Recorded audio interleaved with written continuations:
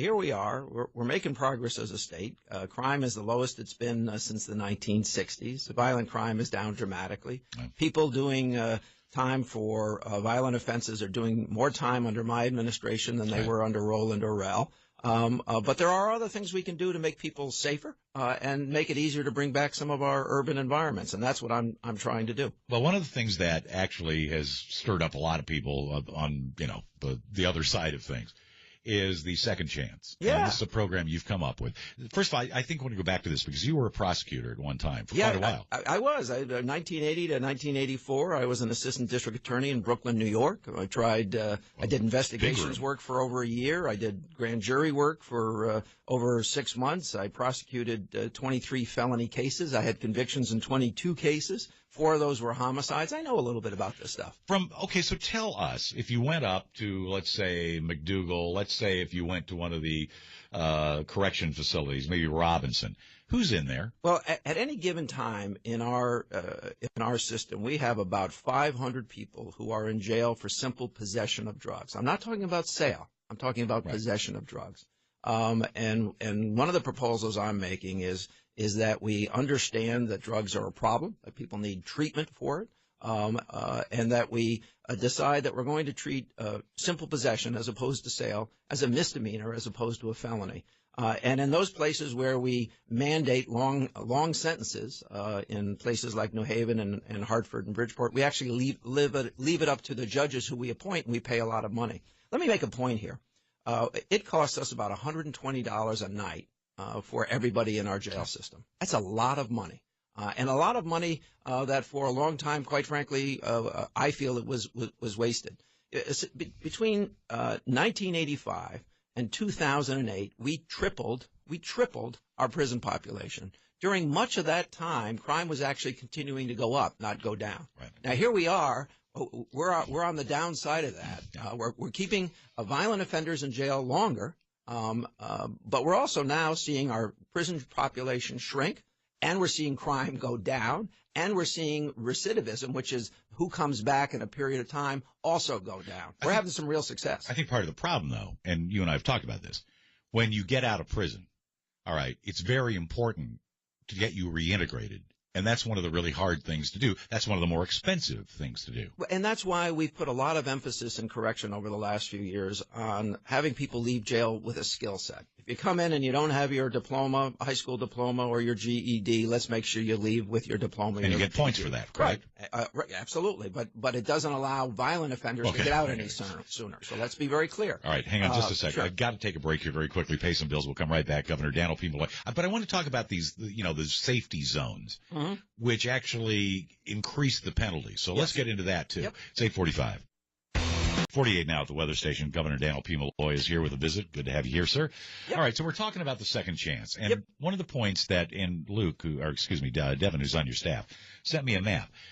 I don't know when this passed, but there was a new law passed that if you're within 1,500 feet, roughly, of a school, church, public housing, whatever it is, the penalties are increased. Yeah, daycare centers. Yeah, so this is the whole point. We treat mere possession. Sale, I'm not even talking about changing, but we treat mere possession as a felony in Connecticut, which is pretty bad. And then if you possess in your own home drugs, but you live within 1,500 feet of a daycare center, a public housing, or a school, not only is it a felony, but you have a minimum mandatory sentence of 2 years. And what I'm saying is we should treat possession, not sale. Sale, we're not changing. I want to remind everybody, possession we should treat as a misdemeanor, which means it carries a potential sentence of 1 year. Still a year. Still a year, right. And that would allow us to treat everybody in every community the same. And the point is, if you live in New Haven, Hartford, or Bridgeport, 90% of those communities, the population lives within a zone. Their own homes, their own house, their own room is within 1,500 feet of a school, a daycare center, or public housing. So what I'm saying is, listen, that's patently unfair.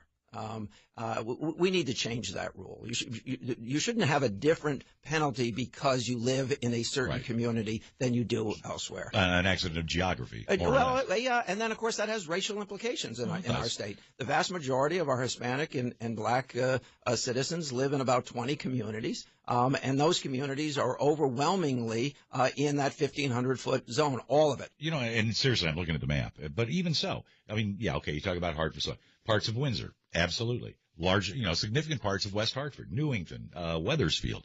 You may be and not even know it, but you could be. Oh, absolutely. I mean, there are, and again, this you're inside your house, you're inside your business. And let me just focus on one thing. Most people who have a drug problem are actually addicted. They need treatment. They don't need incarceration. Right. Now, some people will just not be able to do that, and so they may need to be incarcerated. It costs us $120 a night. Right. We have 500 people on average in our prison system. Would you have to spiff up then, assuming that you changed the rules here a bit and maybe made it a misdemeanor and maybe, you would do a year? I've heard that, for example, the parole system is totally overwhelmed.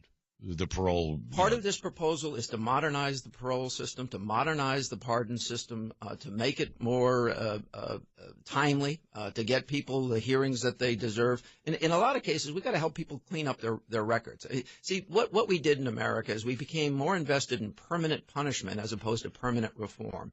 And what that has done is to drive up our prison populations over a long period of time. But when you come out of prison, you can't get a decent job. You can't get decent housing. You can't even get a student loan. It's like we would cut off our nose to spite our face. And I'm trying to roll that back. And by the way, I'm the governor who's seen the sharpest decline in crime.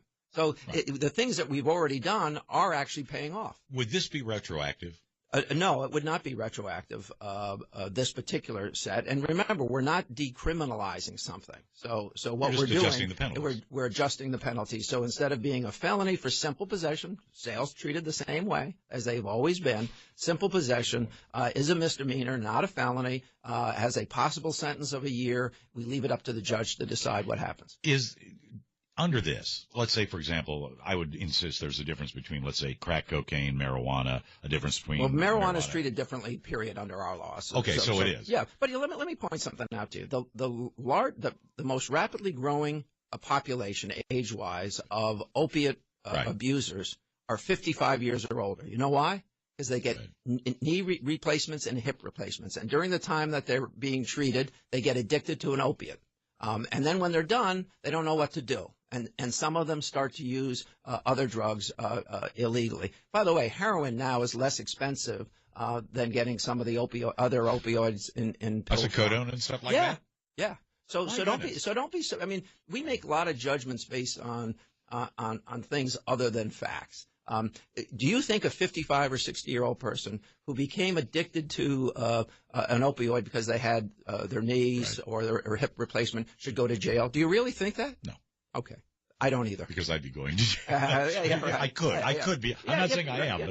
No. You and I both fall into the category of over 55. And I do a lot of running and a lot of working out. Probably at some point I'm going to have a knee replaced. I don't think that should be a sentence. Well, Governor, on to your next appointment. Thank you much for coming in. We hope to see you again. Thank you. Good. Dannel P. Malloy. It's 8:56.